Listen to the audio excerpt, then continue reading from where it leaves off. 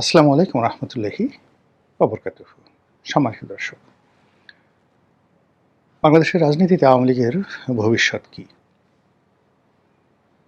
শেখ হাসিনা কি আওয়ামী লীগের সভানেত্রী থাকবেন, নাকি একটা রিফাইন্ড আওয়ামী লীগ গঠিত হবে?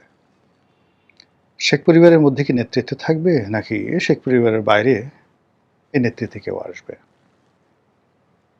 দলের যে সকল নেতৃবৃন্দ, সিনিয়র নেতৃবৃন্দ যারা আছেন ভারতে কিংবা বাংলাদেশের জেলখানাতে, আগামীর যে রাজনীতি, আওয়ামী লীগের রাজনীতি তাদের হাতে থাকবে, নাকি নতুন একটা নেতৃত্ব আসবে?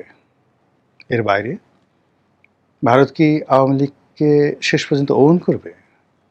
ভারত কি বাংলাদেশ আওয়ামী লীগকে পুনর্বাসিত করার জন্য সর্বশক্তি নিয়োগ করবে, নাকি আওয়ামী লীগ একেবারে আদিকালের যে মুসলিম লীগ সেগুলোর মতো বিলীন হয়ে যাবে?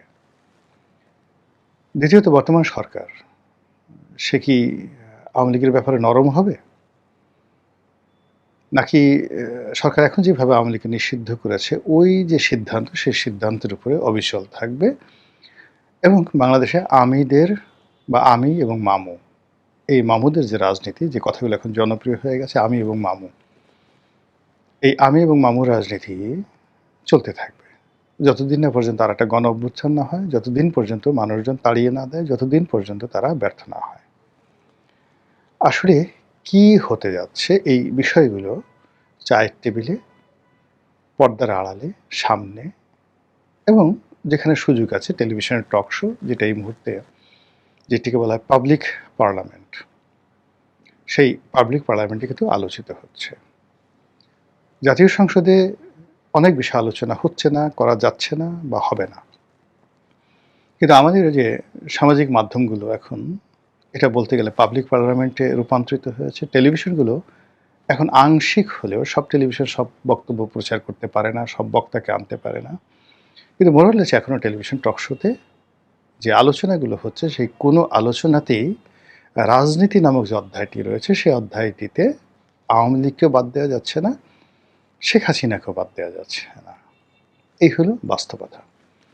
এখন আমাদের যে রাজনীতি, সেই রাজনীতির জটিলতাগুলো কি শুরু হয়েছে? প্রবীণ রাজনীতিবিদ জনাব ফজলুর রহমান, অ্যাডভোকেট ফজলুর রহমান, তিনি অতি সম্প্রতি একটি সাক্ষাৎকার দিয়েছেন দৈনিক, ইংরেজি দৈনিক বিজনেস স্ট্যান্ডার্ডের সঙ্গে। তিনি এখানে খুব গুরুতর একটি অশনি সংকেতের কথা বলেছেন। সেটা হলো এই যে ঢাকা বারের নির্বাচন হলো, অত্যন্ত সেন্সিটিভ। ঢাকা বারের নির্বাচন হলো, তারপর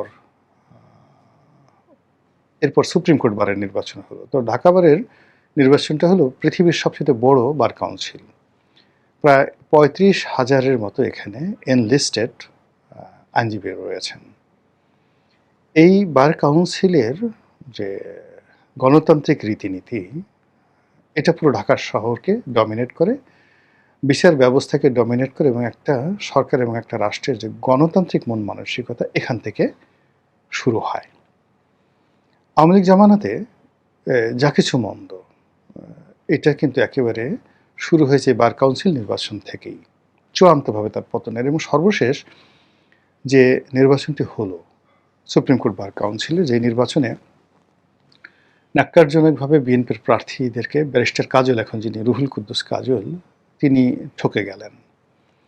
ওখানে সেই যে জুথি ভাবির কাণ্ড, তারপর শেষে ভোট র্যাগিং করে আওয়ামীপন্থী যারা লোকজন রয়েছেন তারা যেভাবে বিজয় ছিনিয়ে নিল, সেই দিন থেকে কিন্তু আওয়ামী লীগের পতন অনিবার্য হয়ে পড়েছিল, যেটা আওয়ামী লীগের দরকার ছিল না। ঠিক সেম কাজটি এখন এই জমানাতে হলো, যেটা ফজলুর রহমান যেহেতু অ্যাডভোকেট, সিনিয়র অ্যাডভোকেট, রাজনীতিবিদ, রাজনৈতিক বিশ্লেষক, তিনি বিষয়টা চমৎকারভাবে বুঝিয়েছেন। তিনি বললেন যে এই যে নির্বাচনটি হলো, সেই নির্বাচনে মাত্র 30% ভোটার অংশগ্রহণ করেছে। যেহেতু এখানে আওয়ামী লীগের কোনো প্রার্থীকে অ্যালাউ করা হয়নি ভোটে দাঁড়ানোর জন্য, ফলে আওয়ামী লীগ শান্তিপূর্ণভাবে যে নির্বাচন বর্জন করেছে, সেই বর্জনে 70% লোক ভোট কেন্দ্রে আসেনি, ভোট দেয়নি। তাহলে ভোট দিল কারা? 30% লোক ভোট দিল। এই 30%-এর প্রধান প্রতিদ্বন্দ্বীকে জামাত এবং বিএনপি। এখানে জয়লাভ করলো বিএনপি, আর রানিং মেট প্রতিযোগিতা হলো জামাত। আগামীতে যে নির্বাচন হবে সেখানে আওয়ামী লীগ থাকবে না, জামাত ক্ষমতায় আসবে, বিএনপি ফেল করবে, এটা ঢাকা বারের। একইভাবে জাতীয় রাজনীতিতেও ঠিক সেম দৃশ্যটা ফুটে উঠেছে। বিএনপি রানিং মেট এখন জামাত, আর জামাতের রানিং মেট এখন এনসিপি। এখন আমাদের দেশের যে যদি এই সরকার পূর্ণ মেয়াদে কাজ করতে পারে, এদেশের ট্র্যাডিশন অনুযায়ী যদি ভোট হয়, যদি ইঞ্জিনিয়ারিং না হয়, যদি জোরাজুরি না হয়, যদি একটা 15ই ফেব্রুয়ারি সেই যে নির্বাচন না হয়, একটা মাগুরার নির্বাচন না হয়, 2014, 18, 24 এই কলঙ্কজনক নির্বাচন না হয়, তাহলে আমাদের দেশের ভোটাররা ইন জেনারেল ক্ষমতাসীনদেরকে ভোট না দিয়ে বিরোধীদেরকে ভোট দেয়। ফলে 5 বছর পরে যদি একটা নির্বাচন হয়, আওয়ামী লীগ বিহীন নির্বাচন, সেখানে জামাতের ক্ষমতা গ্রহণ করা বা ক্ষমতায় যাওয়া শতভাগ নিশ্চিত। 2 নম্বর হলো যে জামাত কি 5 বছর অপেক্ষা করবে? কোনো অবস্থাতেই না। জামাত চাইবে যে বাংলাদেশের রাজনীতিতে আওয়ামী লীগ অপরিহার্য হওয়ার আগেই একটা দুর্ঘটনা ঘটিয়ে দিতে। জামাত চাইবে বিএনপি কোনো কিছু বুঝে ওঠার আগেই যেন ক্ষমতার মসনদে জামাত বসে যেতে পারে, তারপরে যা হবে হবে। জামাত চাইবে তাদের এলাই যারা আছে, তাদের যে সকল সংগঠন আছে, গুপ্ত সংগঠন আছে, তাদের যে সকল plan A B C D আছে, তাদের যে সকল যাকে বলা হয় যে নেতৃত্বের যে স্তরগুলো রয়েছে, যেগুলোকে তারা 3 থেকে 4টি স্তরে গুপ্ত রেখেছে, এই গুপ্ত লোকজন মন্ত্রণালয়ে আছে, বিচারালয়ে আছে, পুলিশে আছে, বিএনপিতে আছে, আওয়ামী লীগে আছে, এখন যে শেখ হাসিনা যে দিল্লিতে থাকেন তার আশেপাশেও আছে। কাজেই তাদের কাছে যে টাটকা যে খবরগুলো আসে, সেই খবরগুলো হলো যে বিএনপি যদি অনুভব করে আওয়ামী লীগের দরকার, তাহলে জামাত নেই। আর আওয়ামী লীগ যদি মনে করে যে বিএনপির সঙ্গে তার সমঝোতা করা দরকার, তাহলে জামাত থাকে না। কাজে এই দুয়ের মাঝামাঝি যে সময়, সে সময়টা খুব অল্প, নট মোর দ্যান 6 মান্থ, অর্থাৎ আগামী ডিসেম্বর পর্যন্ত ডেডলাইন। এই আগামী ডিসেম্বরের মধ্যে জামাত যা কিছু করতে চায় বিএনপির বিরুদ্ধে, সরকারের বিরুদ্ধে, তাকে সেটা করতে হবে। আর যদি সেটা তারা করতে না পারে, তাহলে দুটো জিনিস আছে, অর্থাৎ আওয়ামী লীগ ঢুকে পড়লে সরকার আওয়ামী লীগকে নিয়ে ব্যস্ত হয়ে পড়বে, জামাতের কোনো নামগন্ধ পাবে না, জামাত বিএনপির মার খাবে, আওয়ামী লীগের মার খাবে, এনসিপিকে তো খুঁজেই পাওয়া যাবে না। এই গেল একটা। 2 নম্বর হলো জামাত এবং বিএনপি তারা একত্র হয়ে থাকবে, মানে একেবারে যাকে বলা হয় এমন, মানে আমি এবং মামু দুজনে গলাগলি ধরে এমনভাবে আছি যে তৃতীয় কোনো শক্তি এখানে না গলাতে সাহস পাবে না। সেই অবস্থাতে যেটা হচ্ছে, ডিসেম্বরের মধ্যে বিএনপি তার সমস্ত ক্ষমতা একেবারে কুক্ষিগত এবং পাকাপোক্ত করে ফেলবে। মানে এখন তো আসলে জামাতের অনেকগুলো মুখোশ উন্মোচিত হয়ে গেছে, যেগুলো গুপ্ত আছে সেগুলো থাকুক, যেগুলো উন্মোচিত হয়ে গেছে এদেরকে খুঁজে খুঁজে ধরে ধরে ক্ষমতাচ্যুত করা, নিউট্রালাইজ করা, এটা করবে বিএনপির, মানে 2027 সনের জানুয়ারি থেকে। এই সময়টার মধ্যে তারা নিজেকে পাকাপোক্ত করে ফেলবে। এর কারণ হলো জুন জুলাই আগস্ট এই 3 মাস ক্রিটিক্যাল টাইম, কোনো নড়াচড়া তারা করবে না। সেপ্টেম্বর অক্টোবর মাসে তারা স্ট্যাবল থাকার চেষ্টা করবে, একটু নড়াচড়া করবে।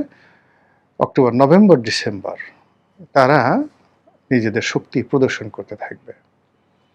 তখন গৃহপালিত বিরোধী দল কত প্রকার, কি কি গৃহপালিত বিরোধী দল কাহাকে বলে, তাবেদার কাহাকে বলে, কিভাবে বিরোধী দলকে দিয়ে পা চাটাতে হয়, কিভাবে বিরোধী দলকে দিয়ে জুতো পরিষ্কার করতে হয়, এটা বাংলার মানুষ দেখতে পাবে 2027 সনের যাকে বলা হয় জানুয়ারি মাস থেকে। আর এই ক্ষুদ্র বিষয়টি বা এই সাধারণ বিষয়টি আপনি আমি আলোচনা করছি, আমার মতো মানুষ এটা বুঝতে পারছে। কাজে জামাতের যেগুলো ইন্টেলেকচুয়াল আছেন, তারা এই জিনিসটা আরও সুন্দরভাবে বুঝতে পারছেন। তো বুঝতে পারার কারণে কি করছেন যে খুব সংক্ষিপ্ত সময়ের মধ্যে তাদেরকে সিদ্ধান্ত নিতে হচ্ছে যে আমরা কি এই সারাটা জীবন এভাবে জাতীয় পার্টি হয়ে থাকব, এভাবে জাসদ হয়ে থাকব, এভাবে আসম আব্দুর রব হব, এভাবে হোসেন মোহাম্মদ এরশাদ বা রওশন এরশাদ হয়ে কি আমাদের ধীরে ধীরে ধীরে ধীরে কবরের দিকে যেতে হবে, নাকি আমরা একটা শক্তিশালী বিরোধী দল হব, বিরোধী দল থেকে আমরা সরকারে যাব এবং সরকারে যাওয়ার জন্য ম্যাটিকুলাস ডিজাইন, দেশি বিদেশি সাহায্য, যা কিছু দরকার সব আমরা করব। আর সেই কাজ করার জন্য যে একটা টাইম ফ্রেম আছে, সেই টাইম ফ্রেমটা হলো ডিসেম্বর পর্যন্ত। ডিসেম্বরের পরে সব কিছু সেটেল হয়ে যাবে। আওয়ামী লীগের আসা না আসা, জামাতের শক্তিশালী বিরোধী দল হওয়া না হওয়া, জামাত আগামীকালে বা আগামী দিনে ক্ষমতা আসবে কি আসবে না, বিএনপি আগামী দিনগুলোতে ক্ষমতায় থাকবে কি থাকবে না, দ্বিতীয়বার ক্ষমতায় আসবে কি আসবে না, তারেক রহমান সাহেব, তারপরে জুবাইদুর রহমান, তারপর জাইমা রহমান, এই যেটা ডাইনেস্টি, ক্ষমতার যে পাইপলাইন, সেই পাইপলাইনটা বহাল থাকবে কি থাকবে না, এই পুরো জিনিসগুলো উইদিন জাস্ট ডিসেম্বরের মধ্যে এটি সেটেলড হয়ে যাবে। আর এটা দৃশ্যমান হয়ে যাবে জুন, জুলাই, আগস্টের মধ্যে। কাজেই এই যে আওয়ামী লীগ অপরিহার্যতা আসবে কি আসবে না, এটাও কিন্তু আওয়ামী লীগের যারা লোকজন তারা জানে যে ডিসেম্বরের মধ্যে এই জিনিসগুলো তাদের অবস্থান জানান দিতে হবে, তাদের শক্তিমত্তা প্রদর্শন করতে হবে, তাদেরকে রাজনীতিতে অপরিহার্য করতে তারা যে আছে এটা ব্যবস্থা করতে হবে। আদারওয়াইজ দে ক্যানট ডু যেটা মহেন্দ্র রাজাপাকসেরা পেরেছেন। উইদিন 6 মান্থের মধ্যে তারা কামব্যাক করেছে। এবং মহেন্দ্র রাজাপাকসে সেটা হলো সে দেশের বাইরে যায়নি, সে সেনাবাহিনীর ক্যান্টনমেন্টের মধ্যে ছিল, ফলে তার খুব দ্রুত ফিরে আসা সহজ ছিল, যেটা শেখ হাসিনার পক্ষে সম্ভব নয়। সে যদি বাংলাদেশে থাকতো, শিরিন শারমিন চৌধুরীর মতো থাকতো, সেটা আলাদা রকম হতো। সে যদি গোপালগঞ্জে থাকতো আলাদা হতো। কিন্তু এইভাবে বিদেশে অন এক্সাইল, বিদেশে গিয়ে সেখান থেকে আবার ফিরে আসা, এটা তারেক রহমানের ক্ষেত্রে যে ঘটনা ঘটছে ঠিক এইরকম অলৌকিক কিছু ঘটনা ঘটা লাগবে। অর্থাৎ তারেক রহমান সাহেবের কাছে গিয়ে যে শক্তিগুলো তাকে তার পায়ের কাছে ক্ষমতা হস্তান্তর করেছে, তার পায়ের কাছে গিয়ে ট্রফি দিয়ে আসে, তাকে গিয়ে বলেছে আব্বা হুজুর আপনি আসেন, আপনি ছাড়া দেশ আর কেউ বাঁচাতে পারবে না। এইরকম শেখ হাসিনার ক্ষেত্রে এরকম ঘটনা না ঘটলে বিদেশ থেকে সাধারণত এক্সাইল হয় না। অন্যদিকে যে আমাদের পাক ভারত উপমহাদেশের সে রাজনীতি, সেই রাজনীতির মধ্যে যদি এই যে এখন ইরানের সাথে চীনের যে যোগাযোগ, ইরানের সঙ্গে আমেরিকার যে বৈরী সম্পর্ক, এটার যে শান্তিপূর্ণ সমাধান, সেই সমাধানে আমেরিকা যদি সম্মানহানি ঘটে, আমেরিকা দেউলিয়া হয়ে যাবে। ইরানের সাথে তার যে কোনো মূল্যে একটা সুসম্পর্ক রাখতে হবে। এমনকি যদি এই যুদ্ধের ক্ষয় খরচা বাবদ $100 বিলিয়ন গোপনে হোক প্রকাশ্য হোক দিয়ে হলেও আমেরিকাকে দেখাতে হবে যে ইরানের সাথে তার একটা সম্পর্ক হয়ে আছে। আদারওয়াইজ আমাদের এই সাবকন্টিনেন্টে আমেরিকার কোনো কর্তৃত্ব থাকবে না, আর আমেরিকার কর্তৃত্ব না থাকলে ভারতের কর্তৃত্ব থাকবে না, এবং এখানে চীন এবং পাকিস্তান অপরিহার্য হয়ে পড়ে। কাজেই প্রত্যেকটা জিনিস আপনি দেখেন অ্যাট দ্য এজ, মানে একেবারে শেষ প্রান্তে এসে, সুড়ঙ্গের শেষ প্রান্তে গিয়ে যেভাবে টলটল করছে, কচুর পাতার পানির মতো একেবারে পড়ে যাবে, পড়ে যাওয়ার আগে যেভাবে মানে ওই জলটা কাঁপতে থাকে কচু পাতার উপরে, ওইভাবে পাক ভারতের রাজনীতি, ওইভাবে ভারত আমেরিকার রাজনীতি, ওইভাবে আমেরিকা পাকিস্তানের রাজনীতি, ওইভাবে বাংলাদেশ, চীন, পাকিস্তানের রাজনীতি, সব ঘুরপাক খাচ্ছে আওয়ামী লীগ, বিএনপি, জামাতের রাজনীতি একইভাবে ঘুরপাক খাচ্ছে। যখন এভাবে ঘূর্ণিপাক খায় তখন অনেক কিছু হারিয়ে যায়। আগামীতে যে সমীকরণ আসবে, রাজনীতির সমীকরণ 2027 সনে জানুয়ারি মাসে, আপনি দেখবেন এখন যাদেরকে দেখছেন তাদের অনেককে দেখবেন না, আর যা আপনি কল্পনা করতে পারছেন না তাদের অনেককে আপনি দৃশ্যপটে দেখবেন। এটাই হলো যখন একটা ঘূর্ণিপাক হয়, সেই ঘূর্ণিপাকের আপনি যখন স্ট্রেট ওয়েতে চলতে থাকেন, সেটা এক ধরনের আপনার গন্তব্য নির্ধারণ করে দেয়। কিন্তু আপনি যখন চারিদিকে ঘুরতে থাকেন, রাধার চক্করে ঘুরতে থাকেন, ইউ ডোন্ট নো জুয়ার কোর্টে যে মানুষ যেভাবে আপনার ঘুরতে থাকে, কোথায় গিয়ে যে থামবে, কি পাবেন আপনি, ইউ ডোন্ট নো। ঠিক এইভাবে এখন বাংলাদেশের যে রাজনীতিটি, পুরো রাজনীতিটা গ্লোবালের পার্সপেক্টিভে, আঞ্চলিক পার্সপেক্টিভে এবং বাংলাদেশের পার্সপেক্টিভে রীতিমতো একটা জুয়ার কোর্টে পরিণত হয়েছে।